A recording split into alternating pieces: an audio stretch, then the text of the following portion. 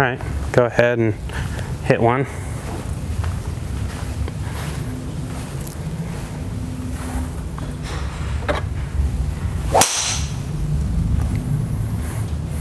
Pretty good drive, Cole. Said your driver speed is 96 miles an hour and your ball speed was 145, right? So the situation that we have is, Cole, how old are you now? 14? Yes. Going to be 15 in January. Cole's been working with me for about 2 years, maybe a little more, 2.5. Started when he was about 12, and he's come a long way. What other sports did you play before you were? I played baseball and soccer. Baseball, soccer. Did you play some hockey too? Yeah. A little bit of hockey, so at least a lot of ice skating.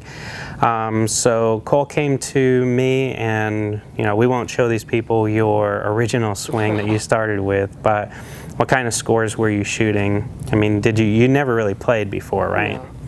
What kind of, like, probably... Your first ever 9 holes that you can remember. Do you remember what you shot?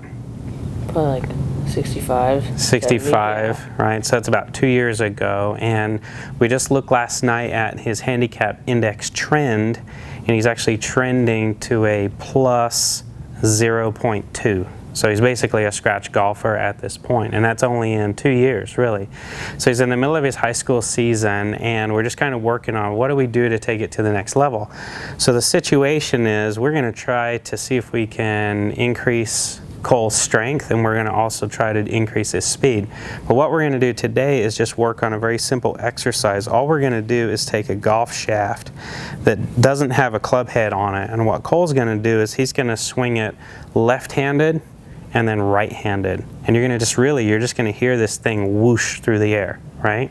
So that's pretty much one of your faster swings that you've hit since we've been warming up. They were around 92, worked up to 96, and that was 145 ball speed using the ES14, right? Mm-hmm. So again, it doesn't really matter so much what launch monitor you use, as long as you use the same type of launch monitor.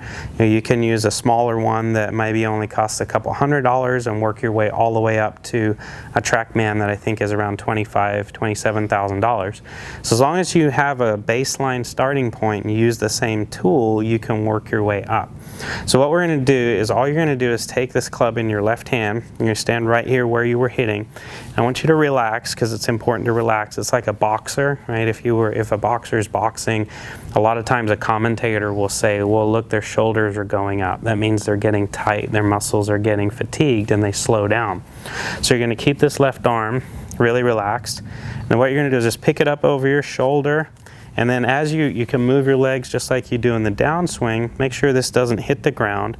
But I want you to just kind of swish it through. We'll start out slowly, so go ahead and do one. All right, go ahead and do it again, so you can hear it. And now let's just make it get louder and louder. Good. All right, so now I want you to really start to engage in what this feels like and sounds like, right? So pull it back, get a big shoulder turn, and then whip it through as fast as you can. There you go.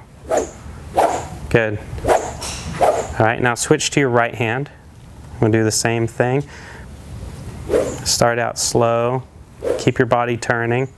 There you go. Now let's make that thing go as fast as we can. There you go. All right, so which hand do you think was the side of your body that was making it go faster? Probably the left side. You think your left side was pulling it through. Now, are you left-handed? Do you throw a ball left-handed? Do you do anything left-handed, or is it more right-handed? So that's interesting, right? So what we'll do is, now I want you to do is take it in 2 hands and feel like you're doing that. Use 2 hands, create that speed. There you go.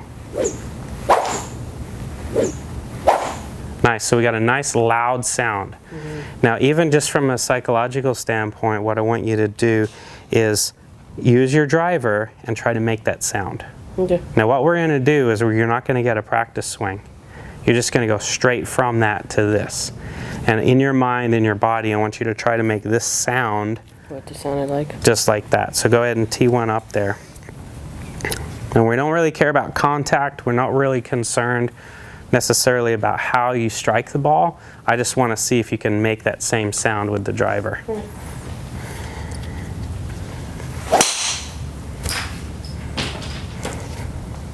Right?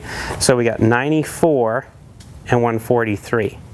So you went from swinging something super light to something heavier. So there's no way you can move that the same way.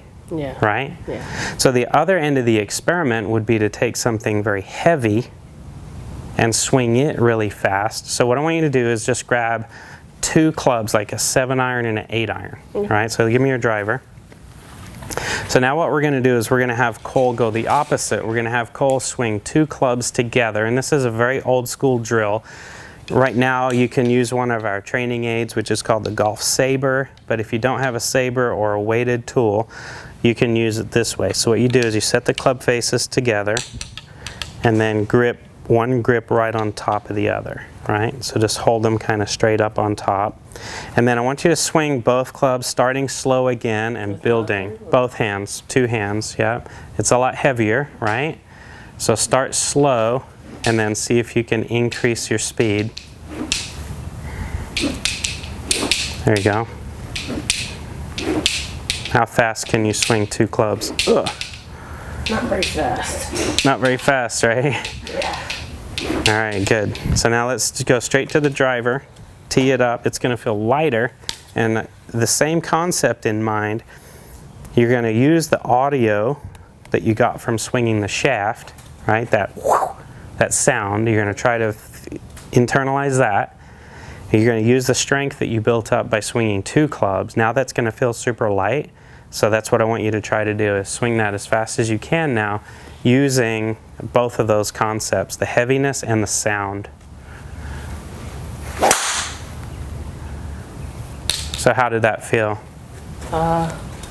Not very good. I felt like I hit it more. You didn't hit it in the center of the face, right? But how did it feel from a swing I standpoint? felt like I was swinging faster. Yeah, did it feel lighter? Yeah. Yeah, okay. So what you want to do with this exercise is you want to do kind of like an interval training where you take something super light, swing it, hit your driver, and then take something heavy like 2 golf clubs or your Saber, and then work up and exercise with that. Ideally, you're trying to swing the club the fastest, right? It doesn't matter if you swing the shaft the fastest and this the slowest. You're not hitting the golf ball with either one. Yeah. You're going to hit it only with your driver. But the idea is that you're getting the audio of what it sounds like to move this as fast as you can. You feel fast. You feel like you're moving. And then you're adding the strength using 2 clubs. And like I said, you can use your Saber, because the Saber is designed for the heavy end for strength, and then when you flip it over, use the light end for speed. Got it? Yeah. Okay, so that's our situation. Kohl's now going to work on that. We'll